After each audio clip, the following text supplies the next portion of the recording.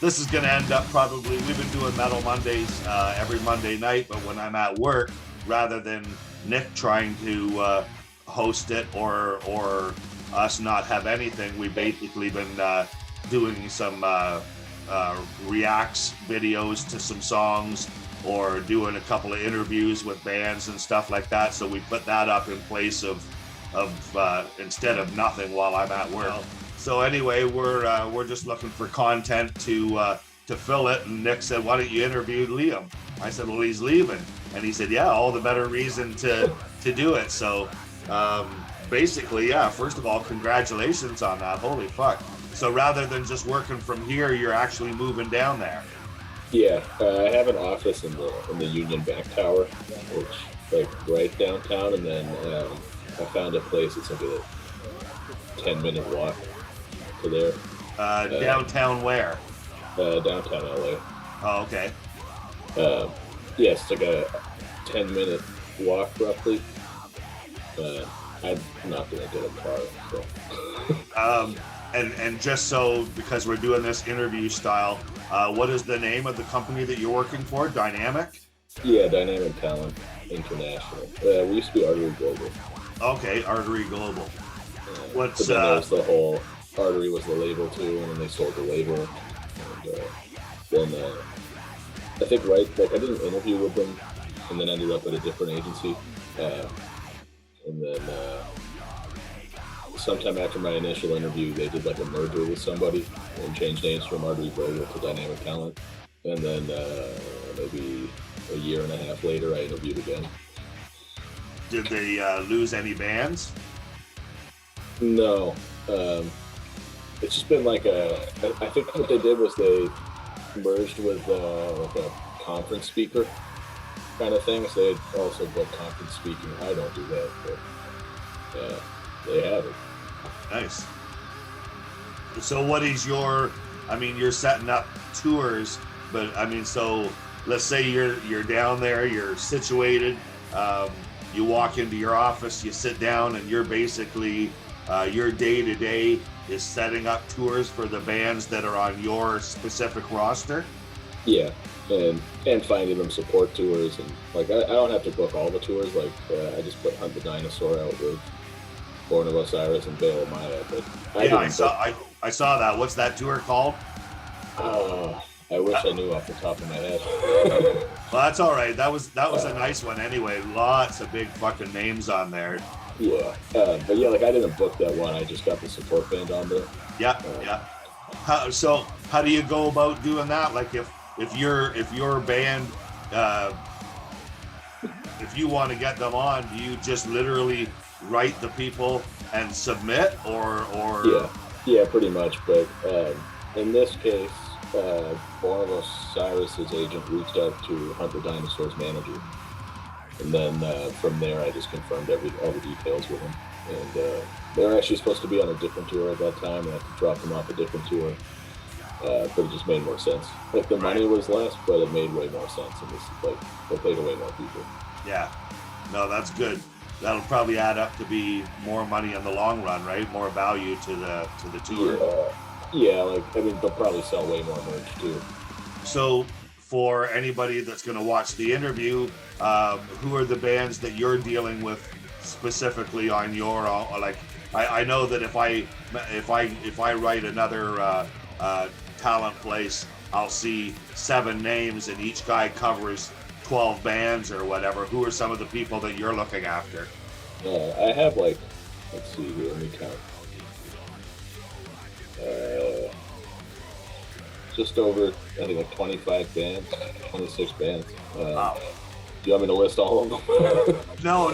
But what are some notable ones, if any? Like, I'm not trying to cherry pick the best bands or whatever, but just to give people an idea of some of the bands that you're placing or making tours with, or. In January, I had the Eye the Breather tour going out. Oh yeah, right. It was like their 10th anniversary for a couple albums. I guess they wanted to do it in 2020, but you know, COVID. So they did one for their album that came out in 2010 and one for their album that came out in 2012, and they just kind of combined them. Yeah, weren't they supposed to be doing a date in Cambridge just recently? Yeah. So is that held off until what, or did that drop? We had to drop the whole Canadian leg just because the border stuff was too hard, and then at the beginning of January we went back to pretty much the full scale lockdown, but they didn't call it a lockdown. So what did they call it? Restriction. Yeah. Nobody likes the word lockdown, so. Yeah. And then I'm booking for Mad Child in the U.S. now. Oh, that's awesome. But only in the U.S. He has someone else in Canada. And this one of the other rappers I booked is Henry AZ. I really like his music. I'm not familiar with him. Henry AZ. Yeah. He signed to like a pretty good rap label. And his music gets like a ton of plays on Spotify and YouTube and stuff. What's his subgenre, or who would he tour with? Who would be a bigger name? He used to tour with Juicy J. Oh, okay. He tours with him. It's Juicy J's label that he signed to. Right. Okay. And then booking for Gilby Clarke, that was in Guns N' Roses. Yeah. That's pretty big. Alex Skolnick Trio, which Alex Skolnick's the guitarist from Testament. He does his blues jazz trio as well. And then I have one band called the Halloween Jack that we're trying to get off the ground right now, and that's Stephen Perkins from Jane's Addiction, Gilby Clarke, Daniel Shulman from Run DMC, and Eric Dover. He's in Slash's Snake Pit and Jellyfish. Yeah. So what style of music would that be? If you've got somebody from Run DMC in there, is it got a bit of an urban sound to it, or no? They're doing 70s tributes kind of stuff. Interesting. And we're bringing in guests, so we're trying to have them with Dee Snider, stuff like that. I think Ace Frehley is gonna do some maybe. Just some kind of cool stuff there.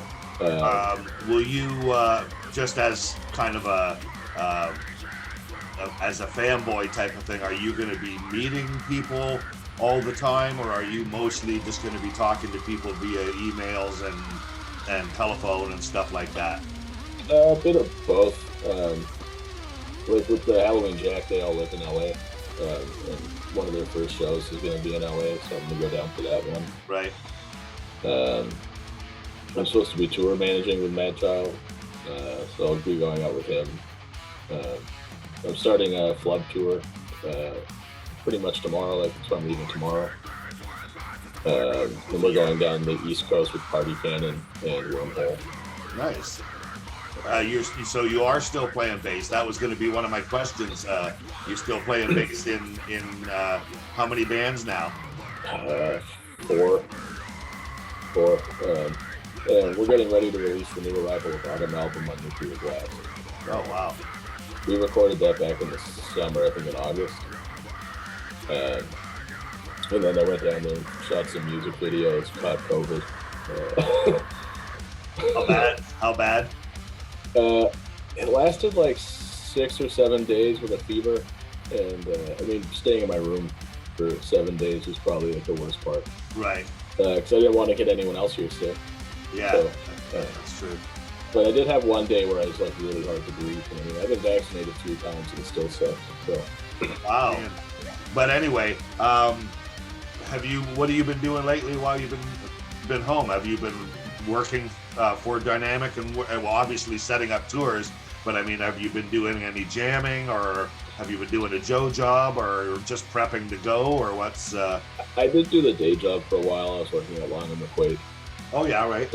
Because there just wasn't there wasn't enough tours to go out during the pandemic. The ones that did were few and far between, and there's not enough to tide me over because it's all commission based. Yeah, true. And so, I did Long McQuaid for a while, but I don't have a drummer here anymore. Astral's drummer is Tyson, and Tyson lives in Windsor. Right. So I haven't really jammed too much. I just practice along. I've been practicing a lot recently, getting ready for tour and stuff. That's probably the most I've played in a while. At the beginning of the pandemic, I was just practicing guitar and writing random stupid deathcore songs. And, You sent me some. I think you said that you and Alex were working on or something, right? Yeah. Those we finished pretty them. good. We finished them, but I just never released them. I have to like retrack the guitars and then properly mix it and master it, and I just haven't done it. Yeah, but that's stuff that's kind of already in the bag, so you could shine that up anytime and pull it out, really. Yeah. Yeah, no, that's cool. So what do you see yourself doing? Like, what's your thoughts with Dynamic as far as your aspirations? Like, what do you want to go in there and what's the idea, to build more bands in your roster, or to just take what you have and try to accommodate all of them, keep them busy, obviously? Yeah, I was building them a lot. I built my roster a lot when I started here, and then I've had to cut back since because I got so busy. But it's pretty much just building the bands that I have right now, getting the right tours for everyone, booking the right tours. Do you have bands writing you, asking you to look after them or to do something for them? Yeah, all the time now. Yeah. That's kind of flattering, though. Yeah, a lot of them are really good. It's just, it's hard to find the time in the day when you've already got like 15 tours on the go and you're doing all your own paperwork and whatever. I mean, I have an assistant now, and that does help, which just sounds ridiculous to me. There's no reason that I would have ever thought I'd have an assistant. Right. But, here we are. So. Well, and okay, I mean, so you're gonna try to manage playing in at least one band, right? With Love. Are you going to attempt, like, can any of the other bands go on the road at any time? Yeah, we're getting ready. Like, once Arrival of Autumn's album's all ready to go, we have release set. We're going to start getting the tours together. We have a pretty good offer for one in the fall, so maybe that will work out. Good. Alter Beast doesn't want to tour anymore, so we're just going to do studio stuff, I think, for the time being. Yeah. I think a lot of people's perspective changed and their goals changed in the last 2 years because, even if you're used to touring 6 or 7 months a year, once you're home for 2 years, not everyone wants to go back. Yeah, that's true. It's like, especially in metal, it's not like there's a ton of money in it. And, no. And for a lot of people who've been home for 2 years, they've been working full time for 2 years. And I was just gonna say, obviously they figured something else out. And now to leave that and to go back to touring to uncertain money, kind of defines maybe where they are for a lot of bands, a lot of musicians. Yeah, I mean, I'm an artist in that even in the bigger bands. I don't know if you've seen it, but a lot of members have left bigger bands because they enjoyed whatever it is that they did during COVID and they ended up liking it.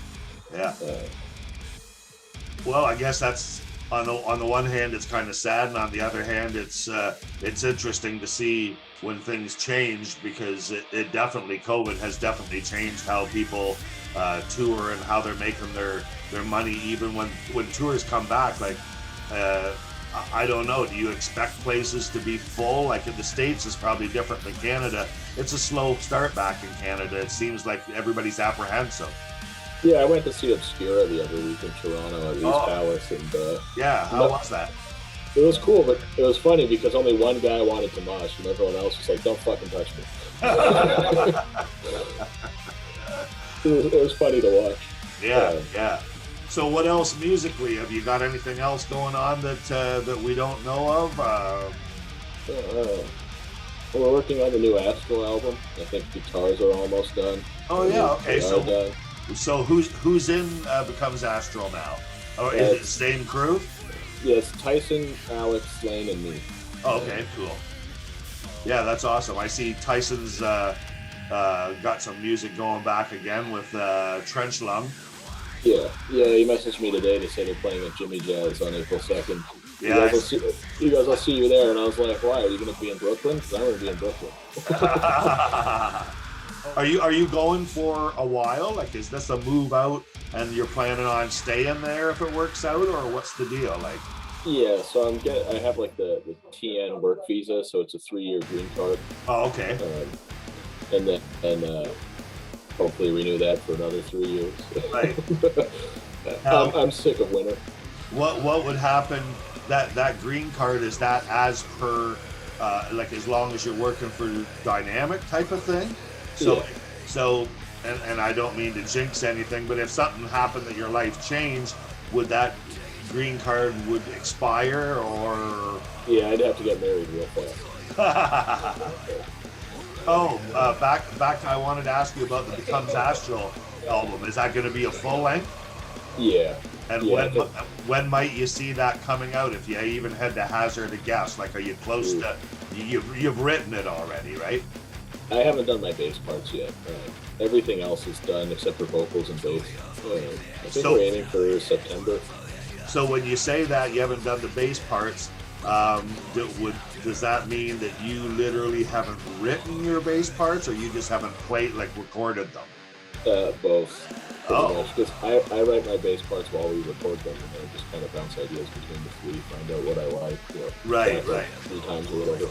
Well, that's what I was getting at is, how do you get inspired, or how your mind, what mental state you must have to get into to write in that respect, because that's kind of weird, isn't it, to write? I mean, it's not your first time hearing them, but it is you're ready to record them, and you're going to write how you're going to do it. Yeah, it is a little weird, but I mean, even when I did the Arrival of Autumn album, there was all the bass lines that the guitarist liked and that he wrote, and then by the time I got there to record them, we already had we had Mark Lewis producing it. Mark Lewis is like a pretty big metal producer. He's probably done like a fucking 100 albums that you've heard. So he rearranged like everything, and like the proper producer thing. Right. So the time I got there, the songs were so different than what I was practicing at home that it was kind of the same thing where I rewrote a lot of the bass lines in the studio. I just have to listen to it a few times, kind of figure everything out in my head.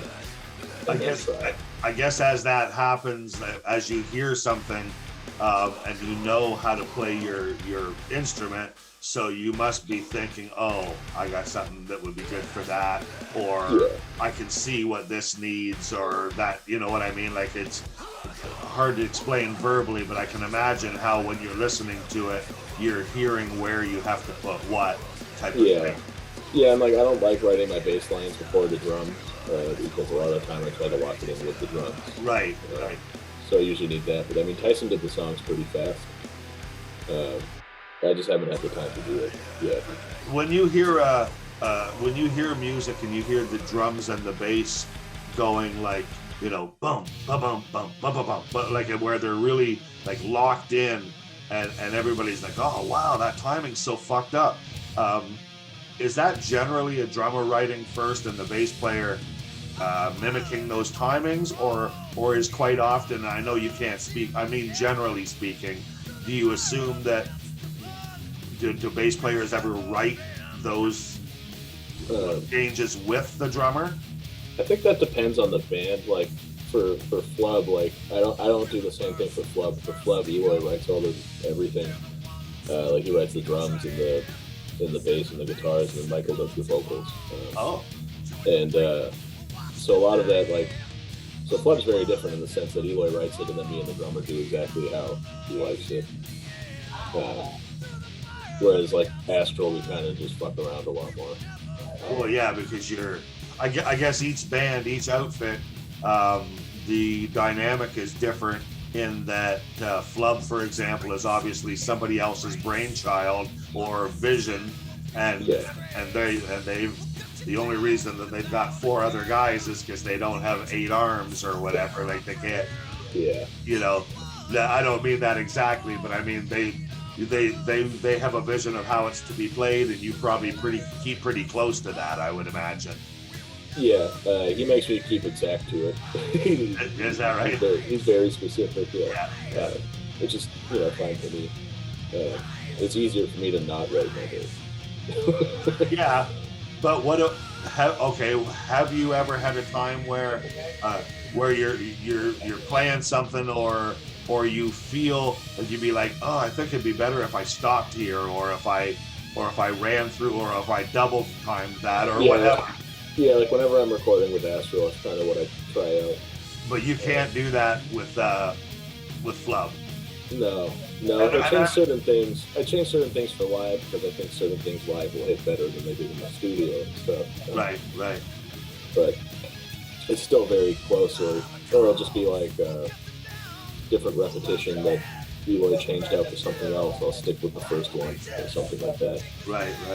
To lock in with the drums the whole time instead of doing something slightly different. But for the most part, I just stick with what Eloy does. Is Alex is playing the other guitar then in Astral? Yeah. He writes a lot of the harmonies and stuff. Good. That's going to be interesting to see, actually, because Lane did, I'm guessing, the bulk of the writing before. Yeah. And the songs were great, but it'll be interesting to hear another dimension come in. Yeah. Like Lane wrote pretty much all of Pale Blood Sky, except Josh wrote some lyrics. Cam wrote some lyrics, and Lane wrote some lyrics. And for the most part, I followed what Lane wrote for bass, but then there's also songs where I wrote my own bass lines. Right. There's a lot of bass lines I came up with after because I got better at my instrument, and I went, "Fuck, I wish I recorded those." That's probably always the case with musicians. Yeah, hindsight's 20/20 though. Yeah.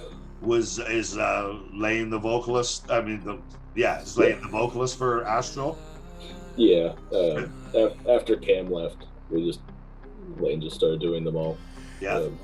I think we even had them. I think there's probably 2 shows we did without Cam. Right, and it sounded really good. So.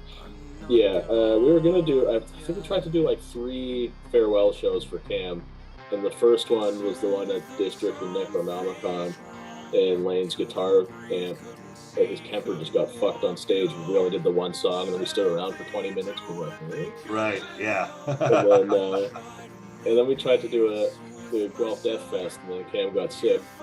And then we had one more, and Cam couldn't be there.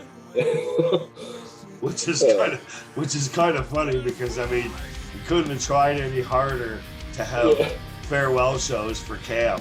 You know, like great guy. Yeah, I was down before him and Kat got married, actually the day before, and chatting with him, and he said, he's got a lot of like a lot of regrets in the sense that he really didn't like push harder and put more into it, but he's introverted and got these, like, everybody's got shit going on in their heads, and I just don't think that I don't know if it was timing or whatever, but he was really good when he was on. He was really good. I love the guy. So, but I'm glad that it's working out with Lane as far as vocals go, though. That's great. It's funny because we got offered this tour through a different agent at Dynamic before I worked for Dynamic. Oh wow! And then so it's Wormhole and Party Cannon and Flub, and the other agent booked Wormhole and Party Cannon at the time, and he quit booking in August, and so I ended up booking the tour. I was just going to ask, is he still there? But no. No, but he did get me the job here. Good. Nice. Yeah. No, that's awesome. Who's Party Cannon? Where are they at? I don't know that name. They're from Glasgow. Oh, wow. Or UK. They're like a slam band. You've probably seen their logo. Their logo's like the one that looks like a Toys R Us thing. It's always in color. Yeah, I have seen that. I actually heard them like probably 8 years ago because Josh used to listen to them. Okay. And then, he just thought like the logo was really funny. That's why I remember them so well, because of that logo. Wow. I mean, shit works. Their branding is 10 out of 10. No, that's true. I mean, a lot of people think that's that it's all in the talent, and then once people see you and all that, and that does have its merits, but there's something about the flash and somebody remembering something, whether it's reminds you of something nostalgic or whatever it is, but when you see that shit, you never forget it. Yeah, branding is super important. Yeah, brilliant marketing. Yeah. I mean, that's a lot of what I'm going through right now. A lot of the others I'm booking is figuring out the right branding for them, the right tool, right management, right labels, even merch ideas. Is there anybody up and coming whose name nobody knows, but you're just like, holy fuck, like, watch out, or who you think is just like, if they don't make it, something's wrong, or? I wouldn't say nobody knows them, but like Curses are a smaller band. Who? The Curses. Curses. Like Okay, they're yeah. a smaller. They're a smaller band. I mean, they're already signed to I think it's Sharp Tone Records. Yeah. But I mean, like, they're a really good band, and they did really well on the Out of Breeder tour. Oh, maybe that's actually. I was gonna say, where have I seen that name? But don't they got a couple slashes across their name, or? Yeah, and then also Martin Broda used to have a band named Curses too. Oh, maybe so that right. Could be it too. That could be it. Yeah. And we wouldn't want to confuse those two. That's for sure. Yeah. I wouldn't say nobody knows Cognitive either, but they did just make a huge jump from being on Unique Leader to signing to Metal Blade. Yes. We announced that a couple days ago. Yeah. I just seen them talking about that. Who's the guy in Cognitive? Rob Wharton. Rob Wharton. Yeah, I saw him talking, and I just thought he sounded pretty stoked on that. Yeah. I mean, like, that's just a huge jump, right? And, we're already, fielding bigger tour offers. And, yeah. It does work really well. And also, gas prices. Yeah. Skyrocketing. Like, going all the way across Canada right now is so not realistic. Yeah.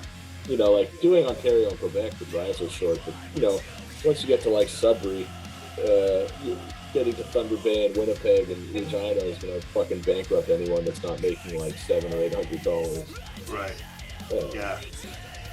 So those, for now then, if you're routing shows, are you avoiding those towns, or are you, like, how do you keep in the game and make all the cities happy? You almost can't do that. It's pretty hard. I mean, I just have to postpone one tour because of the gas prices, but then we have a different one going across Canada and then through the States. And I'm sure a lot of it is going to be made up touring back through the States and merch sales and stuff. I'm hoping also the gas it's like prices. A lot more. Yeah, I hope they go down. I don't really understand why they're so high up, but I mean, I'm not a fucking. Well, I'm just a guy that doesn't know anything about anything, so of course I wouldn't understand. I'm in the same boat, but when they said that gas was going to go up 15 cents and it was $1.45, I thought, okay, $1.60. No, $1.85, $1.90. Like, what the fuck is that all about? I saw gas today for like $1.69. I was like, wow, that's cheap. Yeah. Yeah, I'm going to the res tomorrow. It's $1.46 for White Man. Yeah, it gets way cheaper when you just kind of.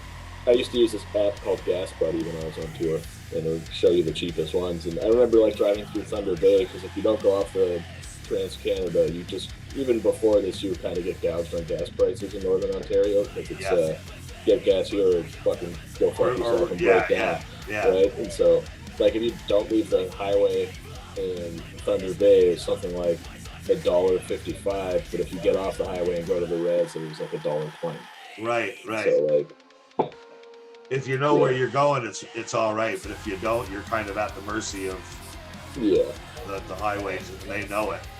Yeah. I remember every time I've gone across Canada, they fuck you so hard in Northern Ontario, and then as soon as you hit that Manitoba border, gas drops like 60 cents. Well, when you think about it, like, the only reason I started booking tours was because Arkham 08's Nick was managing Arkham 08, and they wanted to go on tour. Right. The first tour I did was Arkham 08's in Hello Amora, and then I met Royalist on that tour, and then I booked across Canada for Loyalist and Sons of Sirens, and then spider webbed out from there. Well, you know why? Because in a nutshell, once you've went across Canada, you've made contacts at each of those spots. You've stopped at all the gas stations, all the restaurants, not all of, but enough to have that experience. So other bands who don't have that experience, they're like, okay, we don't know where to go, we don't know what clubs, we don't know what bands, but you've been across. So actually, the funny thing about that is a lot of the contacts I got for the West Coast, that Loyalist tour was through, remember we did the 420 show at Regal Road Studios? We had Tribune stay there. Yeah. They played and they stayed and they stuck over there, and then Terry from Tribune gave me pretty much all the contacts after that. And then, So, like it all kind of comes together in one way or another if you look back at it, see the way that it worked out. I wouldn't say that anything actually imploded with me and Gabe. It's just I got offered another job from a agency instead of a promotion company. Well, yeah, and I mean, I laughed when you said imploded too, because if I was going to use a word, I'd say that it kind of just went stale, or it went kind of where it was sat in limbo for where are we going with this? I think a lot of it. I think it needed a move from you. Yeah, what I mean. I only booked a couple tours for that other agency before I left and started my own thing. But a lot of that too, with both of them, is just the fact that it wasn't my company. I didn't want to put their name on. It was like, my reputation is also their reputation. So right. There's you're limited in the sense of what you should and shouldn't do or can and can't do. Yeah. Without affecting other people, and then so I started my own agency when I was doing nomadic arts. That worked out well enough for me to get to here. Right. Well, I mean, even with nomadic arts, you guys did some shows in the UK, right? Yeah. We booked a UK tour. I booked full US. I booked full Canada. Right now, I'm working on some Euro tours. I'm working on some UK tours. I'm working on a lot of US tours. A couple Canadian ones. Have you been to, other than UK, you haven't been to Europe yet? No, I had a full mainland Europe tour canceled because of COVID. I was supposed to go there with Alter Beast. We had 31 dates or something. Wow. And yeah, I mean, that one hurt the most out of all the tours that canceled, because I've done North America a bunch. But, right. It sucks. I might, I'm losing my income and stuff. But Europe was more of an experience. Yeah. I wasn't expecting to come back from Europe with money. It was just the fact that I was going there and not paying much to be there. Absolutely, yeah, that would be great. But one day. Well, as corny as it's going to be, I think I'm going to do a send-off like, the Metal Mondays, or I'm here with Liam Frith, and but anyway, and hopefully Nick can do some sort of editing, because if he can't, let's face it, we've been fucking talking for like an hour, and nobody's going to sit and watch an hour fucking yakking. I'm hoping he could chop it up and do it in like 2 halves, and put some fucking little comical things in the corner, like yawning or whatever. Yeah, that's the only way to do it. But I guess if I was doing it in a one take, I'd say I'll just do it so he can edit it out. I'll say, hey everybody, this is Unkle Rick from Chronic Noise. We're sitting here with Liam Frith of Dynamic Entertainment. He's a homeboy of ours from Guelph, Ontario. Been promoting with us from way back in the day, easily 10 years. And he's moving on to the States, so we've come in to interview him via Zoom. He is going to the United States tomorrow, and settling in his office and setting up tours for some big bands. So keep your eye on Liam Frith. Thank you for doing the interview with me, Liam. And between you and I, as friends, man, I'm gonna miss you. It's always weird, because when you're gone, normally I know it's like, oh well, he's just. Yeah, he'll be back. He'll be back. It's like, out west, wherever you go on tour, you're always back. But if you're going for 3 years, I'm sure you're going to make the most of it. And it's the dream anyways. I really don't want to have a winter again. So. Yeah, no. Well, and from my part of it, I'm really looking forward to not only seeing you grow with Dynamic and your bands, but I'm also, as a promoter, looking forward to whatever shows you can trickle my way that makes sense off of your roster. And there'll be some where I'm going to have to say, no, I can't do it, or I don't know them, but I mean, we'll talk and do whatever's best for the area and the bands and ourselves and everything. And I'll look forward to working with you and everybody that you're working with. So, do you want to do a final shout out to anybody or any? That's tough. There's a lot of people. Well, there is. I mean, I'll still be back on tour and stuff. So Yeah, true. I'll see everyone again for sure.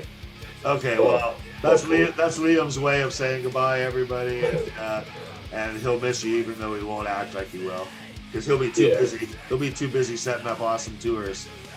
Yeah, that's the dream. Yeah. Well, it's gonna happen. Don't dream it. Be it. Yeah. Yeah. No, I mean, actually, I'm sure I'll be back here on like this tour too. Well, yeah, right. It's not all just the glory, right? Sometimes it's if mistakes are made or if things aren't settled out properly or whatever, pre-figured out, then that falls back on you too. So yeah. I guess that's why you got to be good at your job. Yeah, pretty much. Well, I wish you luck, Liam, and stay in touch with us, and maybe we'll do a follow-up interview, or I'll have you on a Metal Monday, or if you come back into town, like whenever you're around, either your band plays with us, or at least we hang out and have some drinks or something like that. But some spicy Thai food from Red Papaya. From Red Papaya, yeah. Okay, brother, take it easy. Thanks for having me. Yeah, thanks for being here. Peace, brother.